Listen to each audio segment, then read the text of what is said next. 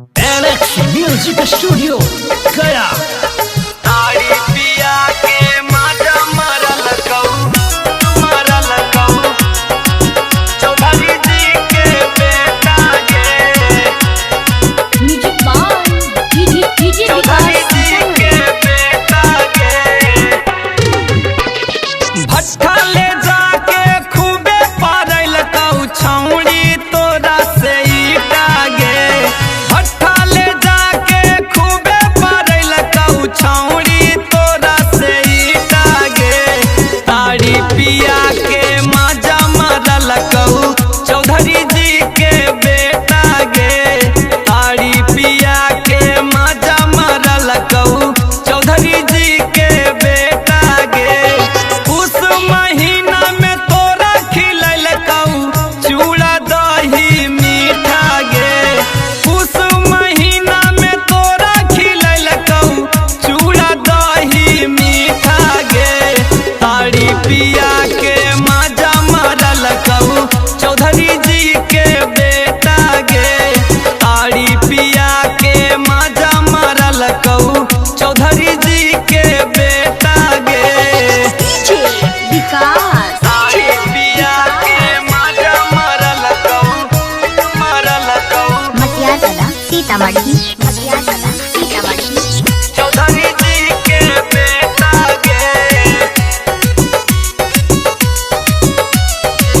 चौधरी जी के बेटा गे भले ही तोरा मिल जैतौ लाई कन हजार गे चौधरी जी के जैसन कहीं न मिलतौ दिलादार गे भले ही तोरा मिल जैतौ लाई कन हजार गे चौधरी जी के जैसन कहीं न मिलतौ दिलादार गे कहमी त तोरा ला जानो दे देतौ मरद होबा है पाठा गे ताड़ी पिया के माजा मरल कऊ चौधरी जी के बेटा गे ताड़ी पिया के माजा मरल कऊ चौधरी जी के बेटा गे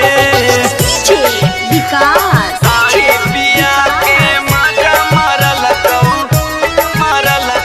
मटिया जिला सीतामढ़ी चौधरी जी के बेटा गे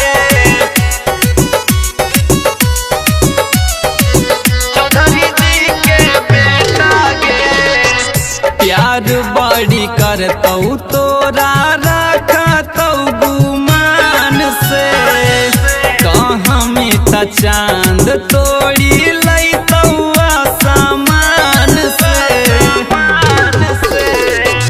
प्यार बड़ी करतौ तोरा रखतौ गुमान से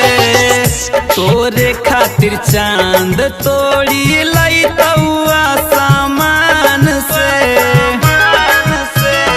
काहे विनय कुमार गे छौड़ी न सबके तू एक में घसीटा गे ताड़ी पिया के माजा मरल कऊ चौधरी जी के बेटा गे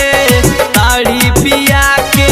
माजा मरल कऊ चौधरी जी के बेटा गे हे गे औ का चाही तोरा।